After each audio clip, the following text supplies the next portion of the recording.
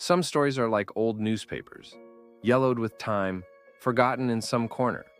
Yet the words, no matter how simple, still carry feelings, secrets, and destinies.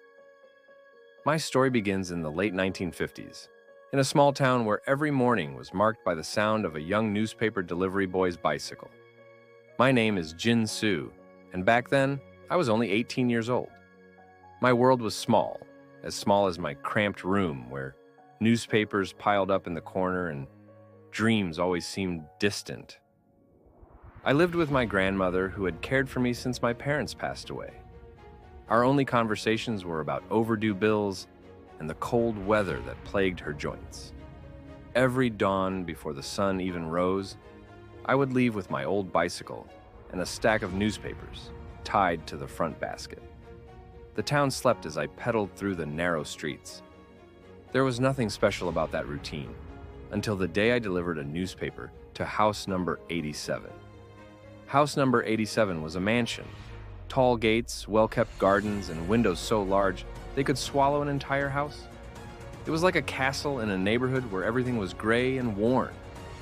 I always left the newspaper carefully folded on the doormat, but that day, a window opened. That was the first time I saw her, Hye-Jin. She was beautiful, like someone who had stepped out of a dream. She wore a light white dress, and her long hair fell to her shoulders. She looked at me surprised, as if she had never noticed that someone delivered newspapers there. "Good morning. Are you the newspaper boy?" Her voice was sweet but distant, as if she was used to talking to people from another world. I, unsure of what to say, simply nodded and pedaled away. My heart was beating faster than ever. That night, lying on my worn-out mattress, I thought about her. Who was she? What was her story?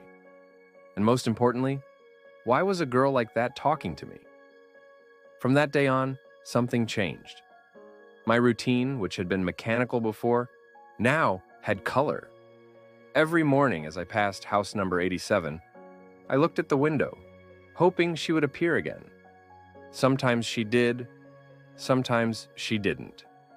When she was there, she would smile at me, wave, and say something like, "You wake up so early. It must be tiring, right?" I would just smile back. I never knew what to say. The days went by, and without realizing it, I fell in love. Not with an unreachable rich girl, but with those small moments when the world seemed to be just ours. Each of her smiles was like a gift I didn't deserve. One day, as I was leaving the newspaper, I found a small note pinned to the gate. "You work so hard. Would you like to have tea at my house tomorrow, Hye-Jin?" I froze. An invitation? I read those words so many times that the paper nearly tore. My mind screamed at me not to go. People like her don't spend time with people like me. But my heart had already made its decision. The next day, after delivering the newspapers, I returned to house number 87. Hye-Jin greeted me with a warm smile, as if we were destined to meet there. "You're here. Please have a seat. I made tea for you." She led me to the garden. It was like being in another world. The colorful flowers, the white iron chairs, the gentle sound of the wind through the trees. For the first time, I felt important. Sitting there, having tea with Hye-Jin, I forgot who I was. We talked for hours. She told me about her life, about how she felt trapped in that enormous house, like a doll in a display case. She spoke of her dreams to travel the world, to see different places, and to truly live. I listened silently, mesmerized. And deep down, I wondered, why me? Why is she telling me this? Before I left, she held my hand. "Jin-Soo, you're the first person who truly listens to me. Thank you." My heart almost stopped. After that day, we started meeting whenever we could. I would meet her secretly in the gardens or at the park near the town. She said I was her freedom, and as impossible as it seemed, she became mine too. Hye-Jin didn't care about the old bicycle I rode or my worn-out clothes. She didn't care that I was poor. To her, I was just Jin-Soo, someone with whom she could be herself. We began dreaming together. We talked about a future where there would be no differences between us, a place where no one would judge us. One day Jin-Soo will run away. We'll leave all of this behind. I believed her. I believed her because I wanted to. Hye-Jin was the first person who made me feel like I could have more than what life had given me. But as the months passed, our escapades became riskier. One day we decided to go to a town fair, a simple event where neon lights shone and the smell of street food filled the air. It was the first time I had seen Hye-Jin so happy. We laughed, ate cotton candy, and rode the Ferris wheel. Look, Jin-Soo! From up here, the world looks so small. It's like all the problems don't matter. I looked at her, my heart heavy. She didn't know, but I did. That moment was fragile, like glass about to shatter. At the end of the night, we returned together, but something had changed. A black car was parked in front of the mansion. Men in suits stepped out with serious faces and disapproving looks. My gut told me that this wouldn't end well. The next day, as I was delivering newspapers, I saw a black car parked in front of house number 87. Men in suits were speaking with Hye-Jin's parents, who looked furious. I hid behind a tree, listening to what they said. Your daughter's being seen with a newspaper boy? This is unacceptable. Think of the family's reputation. My chest tightened. It felt as though the world was collapsing. That night, I received a letter from Hye-Jin, delivered by a child who worked at the market. Jin-Soo, we can't see each other anymore. My parents found out. They want to send me to another city. I'm sorry, I tried. Her words tore me apart. I felt powerless, too small to fight against her world. The following days were filled with emptiness. My routine, once illuminated by Hye-Jin's smile, became heavy and colorless. With every petal, I felt the weight of her absence. But something inside me refused to give up. A week later, I decided to try one last time. During the early morning, I went to house number 87. I whistled softly near the window I always saw open. To my surprise, she appeared. Her face was pale, her eyes tired, but when she saw me, she smiled. Jin-Soo, you shouldn't be here. I held onto the gate and said, Hye-Jin, I need to talk to you. Just one last time. She hesitated, but eventually came down. She walked to the gate with silent steps, her white nightgown flowing in the wind. My parents are furious. They want to send me to Seoul, to keep me away from you. They've already planned everything. My chest tightened. Seoul was too far. It might as well have been the end. But before I could say anything, she held my hand through the bars. Jin-Soo, let's run away. Tomorrow night at the train station. I don't want this life. I want to live with you, somewhere no one can judge us. The idea was crazy, but at that moment, it felt like the only option. I agreed, promising her I would be at the station no matter what. The next day, I worked harder than ever before. I delivered the newspapers in record time and saved every last coin. We needed money to buy train tickets and start a new life. I went to my grandmother and, without explaining the details, I asked for her blessing. You are young, Jin-Soo, but sometimes love gives us the courage to do the impossible. Go, my grandson, but promise me you'll return to visit. I held on to her words like a treasure and prepared everything for our escape. The station was dark and almost deserted when I arrived. The last train of the night whistled in the distance, ready to depart.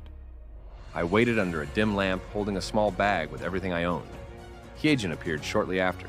She looked different, wearing a simple dress and her hair tied back. She seemed like an ordinary person, far from the rich girl I had first met. When she saw me, she ran toward me and hugged me tightly. You came. I knew you would. For a moment, the world felt perfect. But then, we heard the sound of hurried footsteps and voices. When we looked back, we saw Hye-Jin's parents and 2 bodyguards running toward us. Hye-Jin, come back here right now, her father shouted angrily. Hye-Jin gripped my hand tightly and whispered, Run! So, we ran. We ran along the tracks, with the sound of footsteps and voices chasing us. The train was already starting to move, and our only escape was to climb aboard. With all my strength, I helped Hye-Jin climb onto an open car. But as I tried to follow her, I felt a hand pull me back.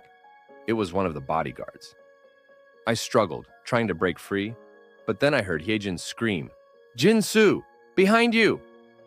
Before I could react, I saw the headlights of another train coming toward me. Everything happened too fast. An impact, a dull pain, and then silence. I woke up in a hospital, my head heavy and my body aching. My leg was bandaged, but what hurt the most was the emptiness beside me. I looked for Hye-Jin, but she wasn't there. A nurse entered and, with a sorrowful expression, handed me a letter. She asked me to give this to you. With trembling hands, I opened the envelope and read Hye-Jin's words. My dear Jin-Soo, I wish things were different. I wish the world would leave us in peace, but they've taken me away. I'm in Seoul now, far from you. But my heart remains at the station where I left everything that mattered. I will never forget you. You showed me what freedom is, what love is. But maybe this world isn't ready for us. With eternal love, Hye-Jin. Tears streamed down my face as I finished reading. She was far away, but there was no anger, only gratitude that we had found each other. The years passed, and the world changed around me. The rusty bicycle was left behind, newspapers were no longer delivered to doorsteps, and house number 87 lost its charm. The flowers wilted, the windows closed, and life moved on.